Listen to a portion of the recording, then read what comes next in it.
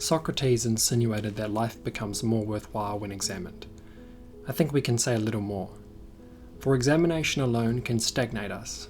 It can swallow us up in existential dread, and in some instances it leaves the best of us with little more than the destructive pursuit of mere hedonism. So moving towards love and through love in every immediate moment is my personal motto and a specification I like to add. Examine your life towards love, through love, and you can do that in every moment to completely transform your life for the best. Love is an open word, and this works best if we know how to examine our lives accordingly. Any situation, whether it's our own internal life, or if it includes others, can be examined and dreamt over. How might I dream of this to be? Without any fear, it's quite natural to dream of sublime wonder for all, in a world that is fully capable of enabling this through a harmonious function of its pieces. From dreaming, we must then aspire to be masterfully skillful in what we do next and how we go about realizing the dream. For in reality, we are not there yet. We are at the point in the story of showing up to make it happen. There are certainly worser and better ways of getting there, but for the time being I am less interested in speaking directly about how to do this. To say only a little, I have often found that this pursuit contains the superior learning modality of action rather than a dwelling in hypotheses, a commitment to integrity, the dawning of a one's less conceptual self, the acquisition of universally applicable knowledge, ethical expertise, and compassion for others. But first, we must remember not to resign.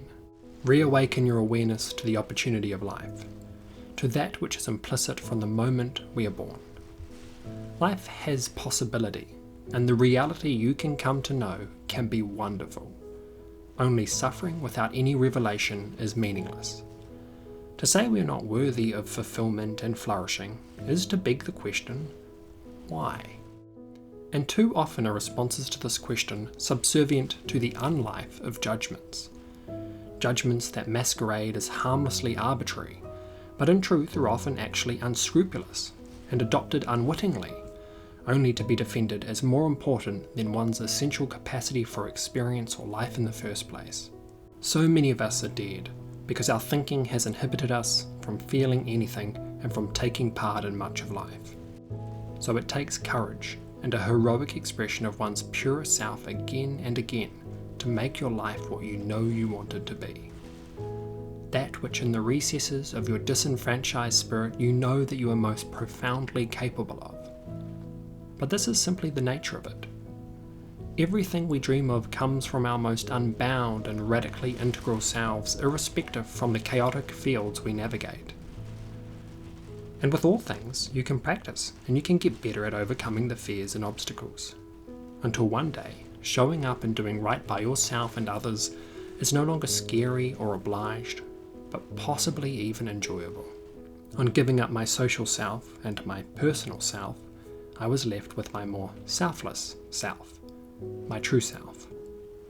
Now I am primarily motivated by what I understand is consequential and real. And now I am living in this van, and I have more of an unconditioned relationship to being than I ever have before, and more of a relationship to nature than I can recall. It wasn't comfortable at first, but given the natural course of things and especially time, my life is now easier than ever to be calm in. I can now see more clearly than ever that previously I was manipulated into devaluing the preciousness of my life, that I was a pawn in the games, where the rules state that you will feel deprived, isolated, and inadequate, and therefore competitive enough to kill, because that's the ideal psychology for docile consumerism, the behaviour that paints our own hands red as the margins for corporate profits continue to grow. And honestly, I feel like wishing that we could just stop exhilarating for a couple years and prefer to get better at sharing. A culture that competed in virtue or selflessness would be better than what we currently have. I struggle to understand why each and every year must bring exponential progress, when we haven't yet fully integrated the best of ourselves, which might take us down a different and more loving path altogether. I've learned that if we're lucky enough to be able to choose less, we can actually enjoy the recent spoils of our human progress. If we choose to be more strategic with our energy, we can have ample space and time to live a healthy life while still connected to those things we care most about.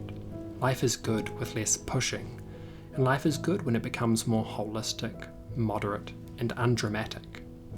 We don't always need to be striving or extreme or the best at something. Being outdoors is good, moving is good, having challenges in your life is a good thing. To overcome your own ideas about yourself and what you're capable of can be extremely rewarding, and it leads to a terrific sense of uncomplicated satisfaction. The capitalist equivalent of proving your worth by delivering results is something we should be less proud of. This culture is excessive in regards to what's actually required, and it smuggles stress in, making it much less resourceful than engaging challenges specifically for one's personal development. And stress knocks years off your life like nothing else.